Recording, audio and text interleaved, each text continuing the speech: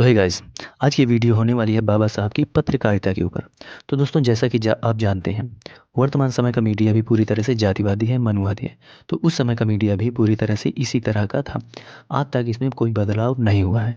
तो इसी वजह से बाबा साहब को उस समय भी अपने पत्र खुद के निकालने पड़े थे, क्योंकि इनकी जो है जनता की आवाज़ को उठाने वाला कोई नहीं था।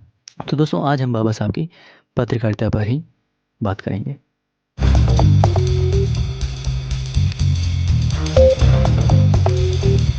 बाबा साहब अम्बेडकर एक सफल पत्रकार एवं प्रभावी संपादक थे। अखबारों के माध्यम से समाज में उन्नति होगी, इस पर उन्हें विश्वास था।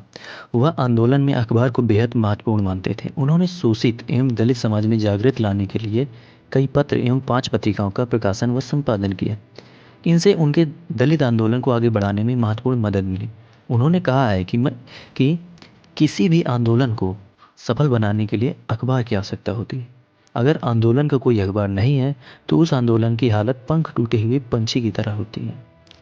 डॉक्टर बाबा साहब अम्बेडकर ही दलित पत्रकारिता के आधार स्तंभ हैं, क्योंकि वे दलित पत्रकारिता के प्रथम संपादक, संस्थापक व प्रकाशक हैं। बाबा साहब ने सभी पत्र मराठी भाषा में ही प्रकाशित किए, क्योंकि उनका कार्यक्षेत्र महाराष्ट्र था और मराठी वहाँ की जन भाषा है।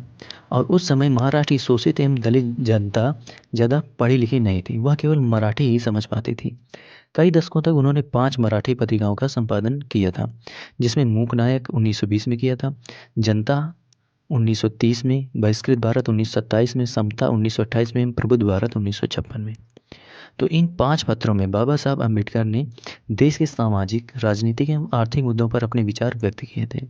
साहित्यकार व विचारक गंगाधर पानतावड़े ने 1887 में भारत में पहली बार बाबा साहब की पत्रकारिता पर पीएचडी के लिए शोध प्रबंध लिखा। उसमें पानतावड़े ने बाबा साहब के बारे में लिखा है कि इस मूक नायक ने बहिष्कृत भारत के लोगों को प्रबुद्ध भारत में लाया। बाबा साहब एक महान पत्रकार। अब हम बात करते हैं बाबा साहब के प्रथम अखबार या प्रथम पत्र मूक नायक के बारे में। दोस्तों, मूक नायक 31 जनवरी 1920 को बाबा साहब ने निकाला था।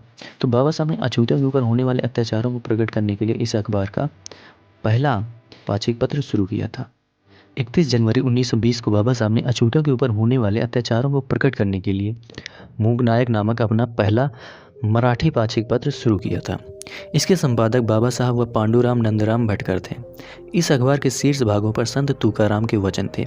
इसके लिए कोल्हापुर संस्थान के छत्रपति साहू महाराज द्वारा 25,000 रुपये की आर्थिक मदद भी मिली थी। मूक नायक सभी प्रकार के मूक दलितों की ही आवाज़ थी, जिसमें उनकी पीड़ाएं बोलते थे। इस पत्र ने दलितों में एक नई चेतना का संचार किया तथा उन्हें अपने अधिकारों के लिए आंदोलित होने को भी उकसाया। बाबा साहब पढ़ाई के लिए विलायत चले गए और यह पत्र आर्थिक अभावों के चलते 1923 में बंद पड़ गया, लेकिन एक चेतना की लहर दौड़ाने के अपने उद्देश्य में यह कामयाब रहा। इसके बाद बाबा साहब ने बहिष्कृत भारत का संपादन किया। तो मूक नायक के बंद हो जाने के बाद कम समय में बाबा साहब ने 3 अप्रैल 1927 को दूसरा मराठी पाक्षिक पत्र बहिष्कृत भारत निकाला। इसका संपादन बाबा साहब खुद करते थे। यह पत्र बॉम्बे से प्रकाशित होता था। इसके माध्यम से वे अछूत समाज की समस्याओं और शिकायतों को सामने लाने का कार्य करते थे तथा साथ ही साथ अपने आलोचकों को जवाब भी देने का कार्य करते थे।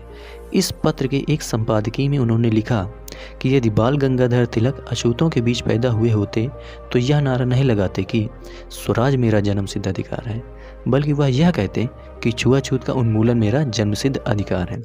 इस पत्र ने भी दलित जागृत का महत्वपूर्ण कार्य किया। इस अखबार के शीर्ष भागों पर संत ज्ञानेश्वर के वचन थे। इस पाक्षिक के कुल 34 अंक निकाले गए।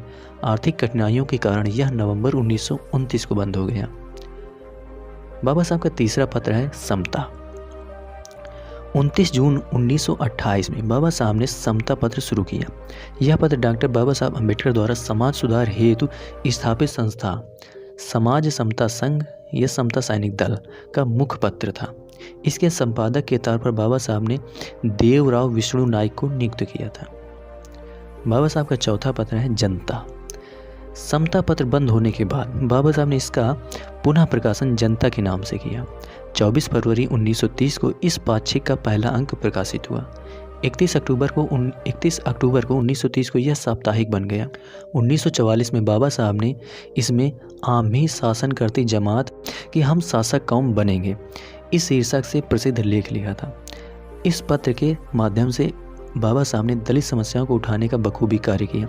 फरवरी 1956 तक यानी कुल 26 साल तक यह पत्र चलता रहा। इसके बाद बाबा साहब ने शुरू किया प्रबुद्ध भारत। बाबा साहब ने 5वीं बार 4 फरवरी 1956 को प्रबुद्ध भारत शुरू किया। जनता पत्र का नाम बदलकर इन्होंने प्रबुद्ध भारत कर दिया। इस पत्र के मुख्य शीर्ष पर अखिल भारतीय दलित फेडरेशन का मुखपत्र छपता था। बाबा साहब के महापरिनिर्वाण के बाद यह पाक्षिक बंद हुआ। 11 अप्रैल 2017 को महात्मा फूले की जयंती के उपलक्ष्य में बाबा साहब के पौत्र प्रकाश अंबेडकर ने प्रबुद्ध भारत को नए सिरे से शुरू करने की घोषणा की और 10 मई 2017 को इसका पहला अंक प्रकाशित हुआ। इन अखबारों द्वारा बाबा साहब ने अपने समाज को जागृत किया, जिससे दलितों की सोच व जीवन में परिवर्तन आया।